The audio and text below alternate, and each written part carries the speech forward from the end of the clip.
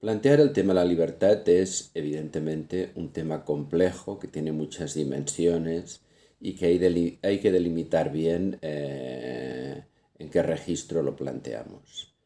A mí me parece que hay que volver al sentido que daban los antiguos, por ejemplo Aristóteles, a este término. Es decir, planteado en una dimensión, por una parte ética, vinculada al etos, al carácter, y por otra parte política, ¿eh?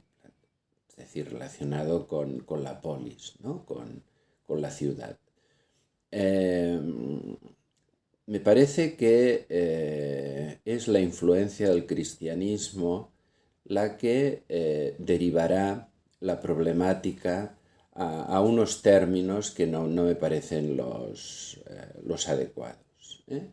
Que es la cuestión del libre albedrío. Es decir, la consideración de que todos estamos, todos los humanos, en una situación en la que podemos elegir entre actuar bien y actuar mal, y por tanto somos plenamente responsables de lo que hacemos, porque esto lo... Es decir, porque siempre podemos hacer una cosa diferente de la que hacemos, ¿eh? Parece que esto es, como diría Wittgenstein, un pseudoproblema. Pseudoproblema que da lugar a toda la discusión que llegará hasta Kant, de hecho, entre determinismo y no determinismo. Es decir, a raíz de todo este planteamiento, Kant considerará que la libertad es un problema metafísico, de hecho sin solución clara, pero que él plantea como una apuesta desde el punto de vista de la ética, una apuesta por la libertad, entendida como indeterminación. Parece que esta reflexión de Kant es consecuencia como he dicho antes, el planteamiento erróneo que se origina en el cristianismo a partir de la formulación del libre albedrío. Otro planteamiento que yo consideraría mal planteado es también el del liberalismo, ¿eh? Es decir, entender la libertad como capacidad de elección, así en abstracto. Quizás incluso podríamos considerar que es complementario del planteamiento cristiano, ¿no? En todo caso, creo que hay que volver a la problemática, como he dicho antes, tal como lo planteaban los antiguos, y en todo caso, si nos referimos a los modernos, yo considero que por ejemplo, Spinoza sigue con este buen planteamiento, o que entre los contemporáneos también lo hace Foucault, ¿eh? Es decir, la dimensión ética de la libertad es la dimensión vinculada al etos. El etos es el carácter. Es decir, una persona es libre en la medida que puede decidir más allá de todas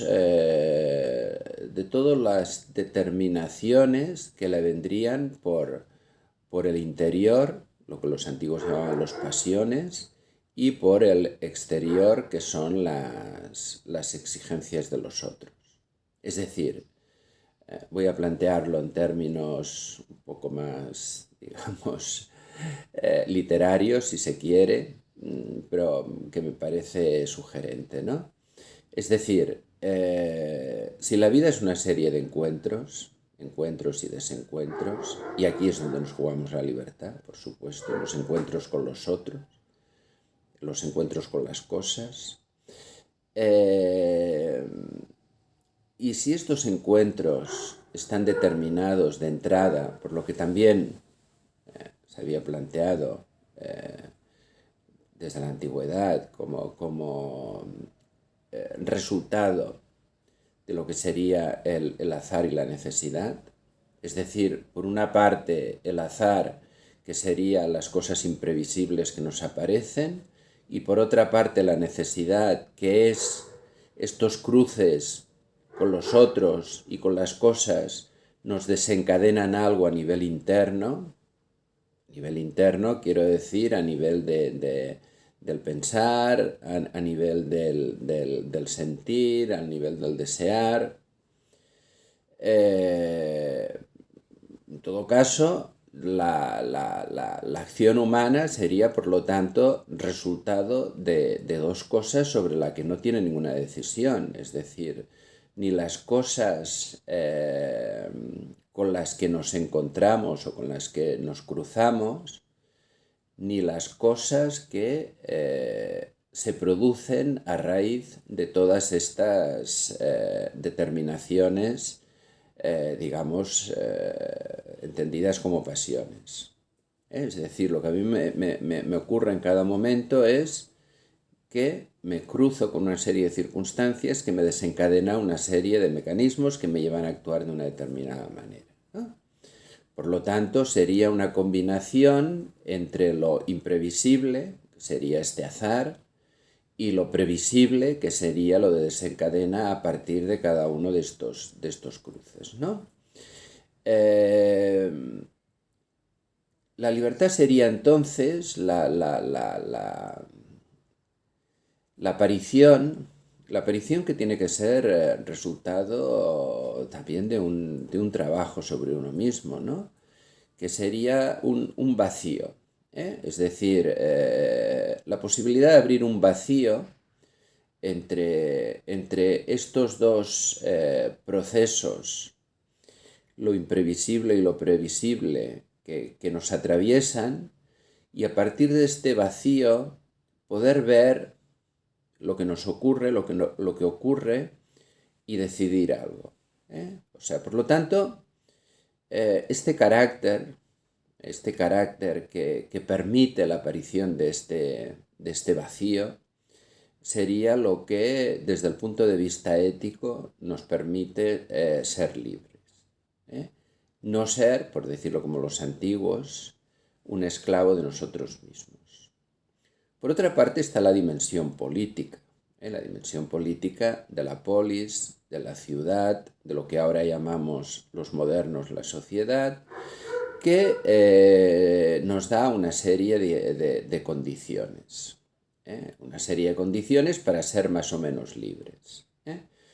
Y estas condiciones, como he dicho antes, no las entiendo tanto en sentido liberal, es decir, lo que nos permite la sociedad, también esta falsa dicotomía entre libertad positiva y libertad negativa, que tampoco que aclare demasiado, sino lo que nos permite la sociedad sería en sentido liberal lo que hace que una sociedad sea más o menos libre.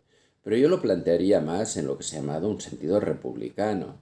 Es decir, no se trata de lo que la sociedad nos permite, sino que lo que la sociedad nos posibilita, y esto entendido en términos modernos, no quiere decir únicamente las libertades cívicas o las libertades políticas que tenemos, es decir, el margen de actuación política que nos permite un determinado gobierno, sino en términos de igualdad de derechos. Es decir, lo que tiene que hacer el gobierno, lo que tiene que hacer el Estado, es garantizar estos derechos.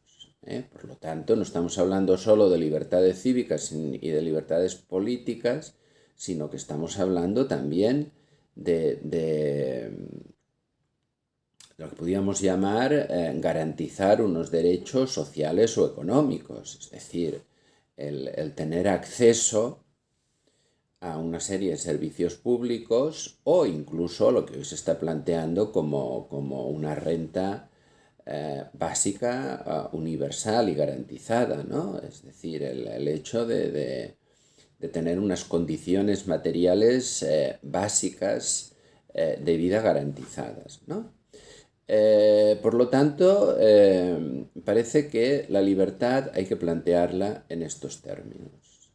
No en los términos de metafísica, si estamos determinados o no determinados, si hay libre albedrío, parece que es un problema artificial, sino en términos de poder, de lo que podemos hacer.